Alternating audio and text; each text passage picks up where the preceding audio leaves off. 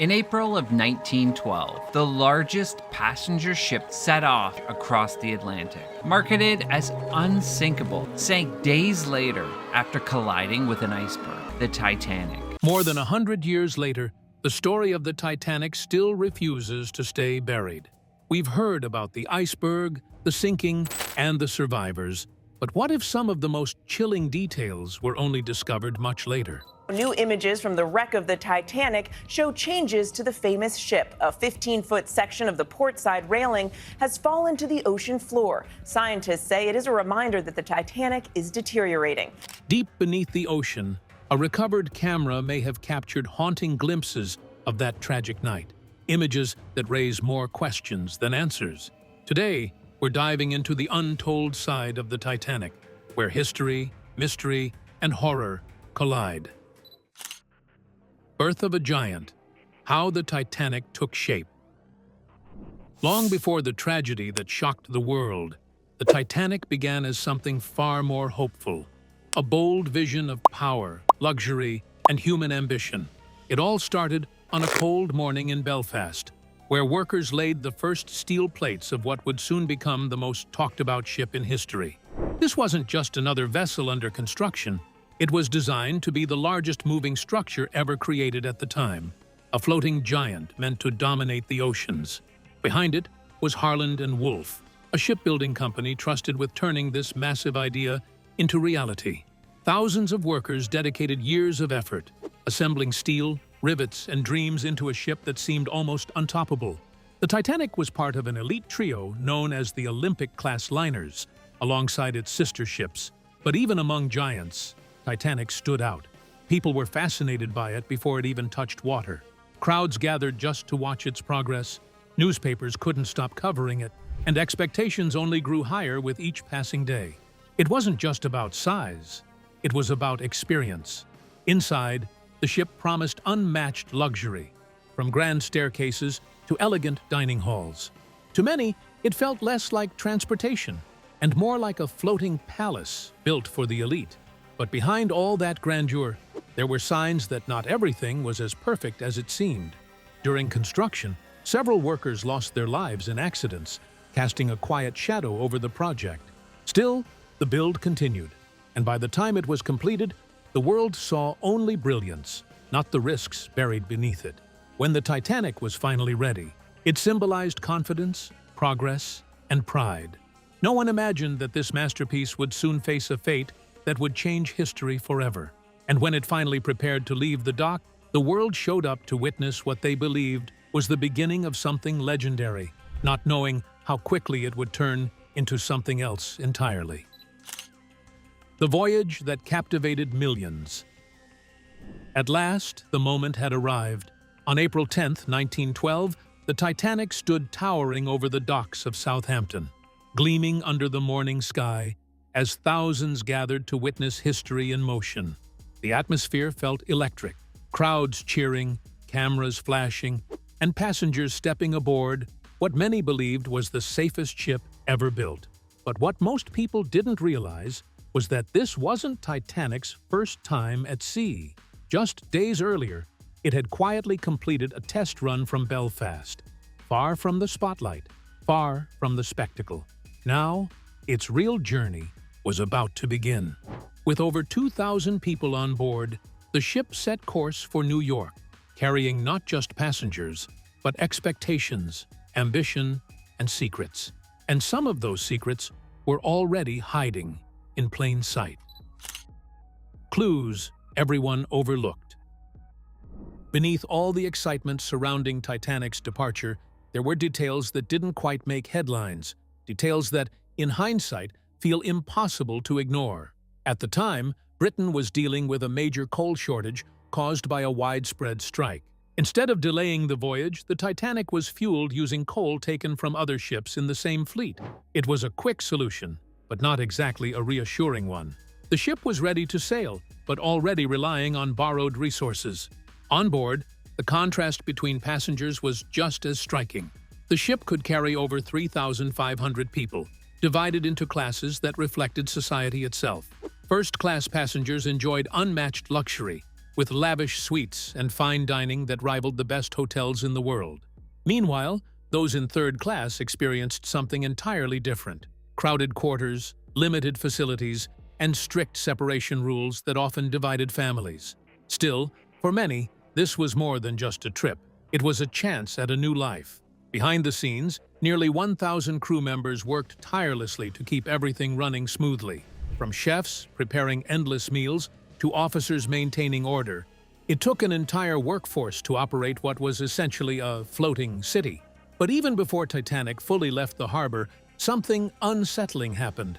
As the massive ship began moving away from the dock, its sheer size created a powerful suction effect, pulling a nearby vessel, the SS New York, dangerously close.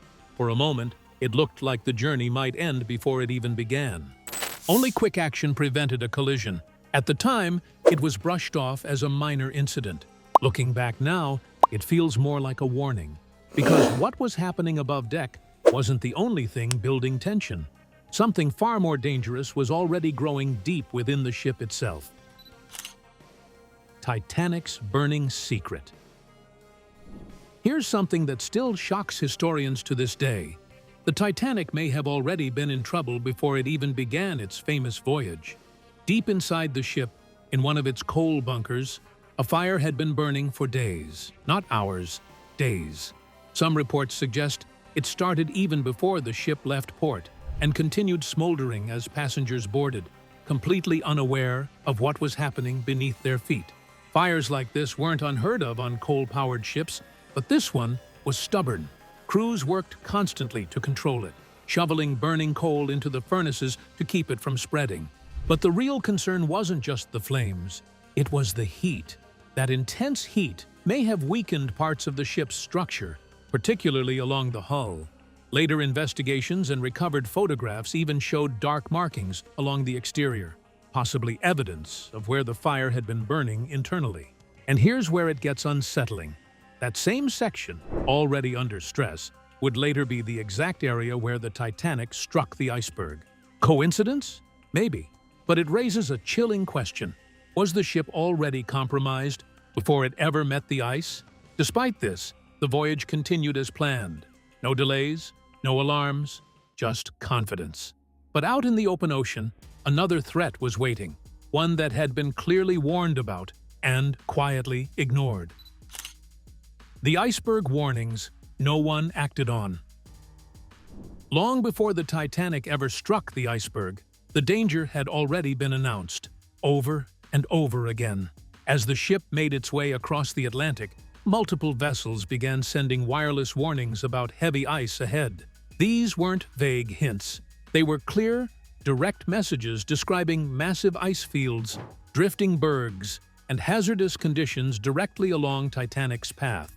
Days before the collision, reports had already started coming in. Ships traveling similar routes had encountered thick ice, some even sustaining damage. The information was there, passed along through radio transmissions, carefully documented and delivered to Titanic's bridge. And yet, nothing changed. On April 14th, the very day of the disaster, the warnings intensified. That morning, a message described large icebergs and dangerous conditions directly ahead.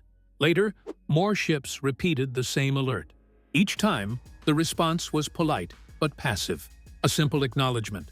No drastic course correction. No reduction in speed that matched the growing threat. It's almost unbelievable. A ship considered unsinkable, moving at near full speed, entering a zone repeatedly flagged as dangerous. Confidence? Overconfidence? Or something else entirely? As night fell, the ocean turned eerily calm. No waves, no wind.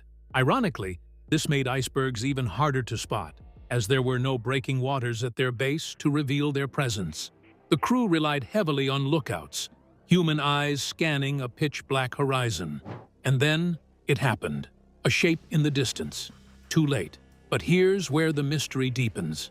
Years later, a photograph surfaced, captured by a captain aboard another ship just days before Titanic's sinking.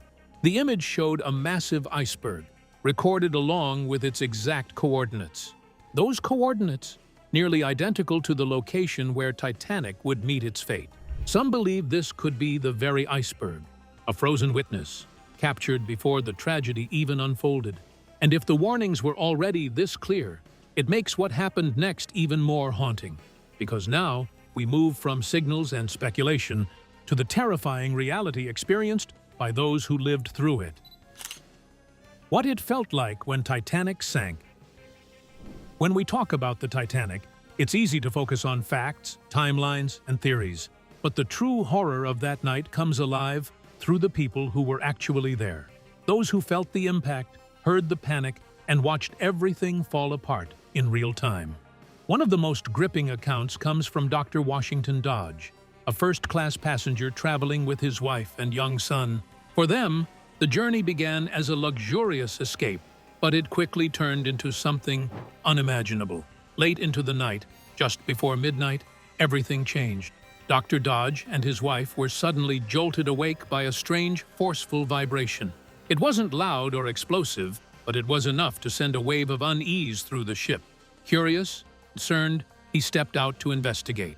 What he found was confusion, not clarity. Crew members reassured passengers that there was no real danger, urging them to stay calm. But something didn't feel right. Moments later, the truth began to surface. Orders were quietly given, put on life jackets.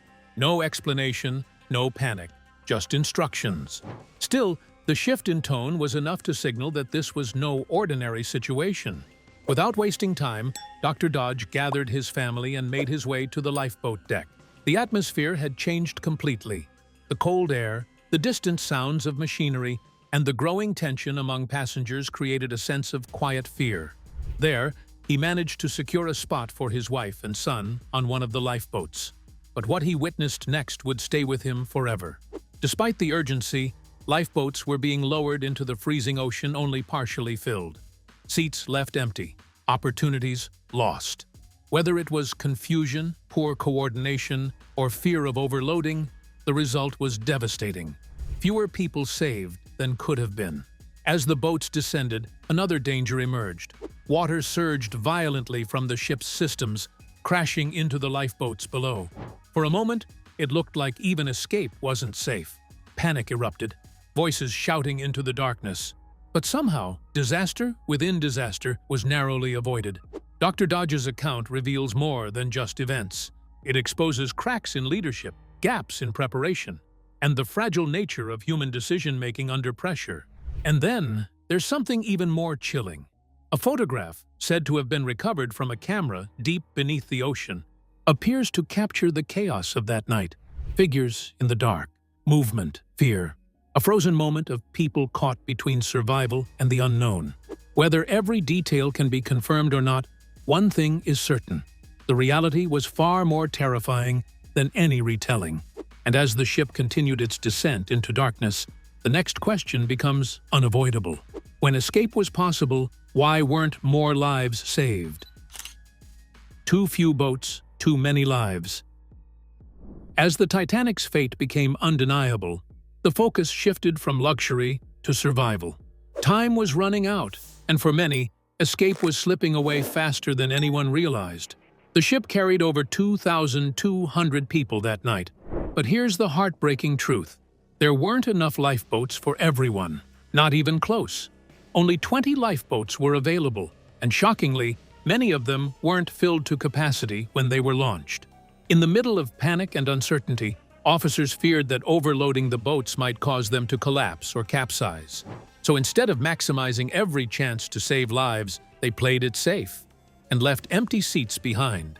Imagine that, being surrounded by freezing water, knowing time is running out, while lifeboats drift away, half full. But it didn't end there. Some of the boats that made it safely onto the water never turned back. The cries from the ocean, hundreds of voices calling for help, echoed into the night. Yet fear took over. There was a belief that returning would only risk pulling more people under or swamping the boats completely. So they stayed away. Another painful detail lies in the rules of the time. Regulations required a certain number of lifeboats based on a ship's weight, not its passenger capacity. Titanic technically met those outdated standards, but in reality, it was nowhere near enough. And even more unsettling? Some believe fewer lifeboats were chosen intentionally to preserve the ship's elegant appearance. In the end, it wasn't just the iceberg that doomed Titanic, it was the decisions made before and during the disaster. And as the final moments drew closer, the ship itself began to suffer a catastrophic failure, one that would seal its fate forever. The moment the ship broke apart. By the time the Titanic had fully taken in the reality of the damage, it was already too late. Water was rushing into the lower compartments at an unstoppable rate, slowly dragging the massive ship deeper into the freezing Atlantic. At first, the descent was gradual, almost deceptive. Many passengers still believed the ship might survive, but below deck, the situation was far more severe. The hull had been torn open, and with each passing minute, the pressure inside the ship increased. And remember that weakened section from the earlier fire? That same area was now under extreme stress. The Titanic wasn't just sinking, it was being pulled apart. As thousands of tons of water flooded in, the front of the ship began to dip lower, forcing the stern higher into the air. The structure, never designed to handle this kind of strain, started to bend. Metal groaned, rivets strained. The unimaginable was about to happen. Then, in the early hours of the morning, the ship reached its breaking point. Between the massive funnels, the Titanic split. Not cleanly, not quietly, but violently. Survivors later described the sound as something they could never forget, a deep, echoing crack that cut through the night. The front section plunged downward, while the rear lingered for a moment before following. Two pieces, one tragedy. Even now, questions remain about why the structure failed the way it did. Was it the materials, the design, or had earlier damage already sealed its fate? But as the ship disappeared beneath the surface, another question began to surface. Where was the man in charge when it all happened? Captain Edward John Smith. As the Titanic's two halves disappeared into the icy depths, all eyes, survivors and historians alike, turned to the man who had steered the ship, Captain Edward John Smith. The weight of the tragedy rested on his shoulders, and his actions that night remain a puzzle shrouded in conflicting accounts. Some witnesses placed him on the bridge immediately after the collision, calm yet determined, issuing orders and directing the crew. Others claimed they never saw him again, fueling whispers that he had abandoned his post in the ship's final chaos. Stories of bravery surround his name. One tale tells of Smith rescuing an infant, swimming through freezing waters to deliver the child to a lifeboat.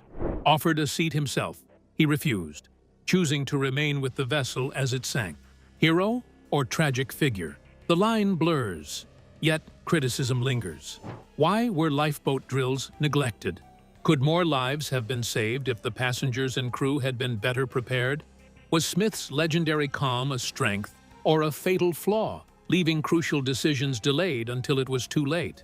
Some fringe theories even suggest he escaped the disaster and lived in secrecy on a remote island, though there's no solid evidence, only the absence of his body, leaving room for speculation. Whether hero, villain, or something in between, Captain Smith's presence or absence shaped the final hours of the Titanic. As the ship sank into the North Atlantic, the question shifted from human choices to the mysteries lying beneath the surface. What remained of this magnificent vessel, untouched by time? How would we ever see it again? The search for answers would begin decades later, in the pitch-black depths of the ocean, where history and tragedy waited silently to be uncovered. The Titanic revealed. Decades passed before technology could finally pierce the North Atlantic's darkness and reveal the Titanic's resting place. In August 1985, a team led by Robert Ballard aboard the research vessel Nor sent a remote-controlled camera, the Argo, 13,000 feet down to the ocean floor. Wanting adventures on the open seas, Ballard says his parents allowed him to pursue his dreams.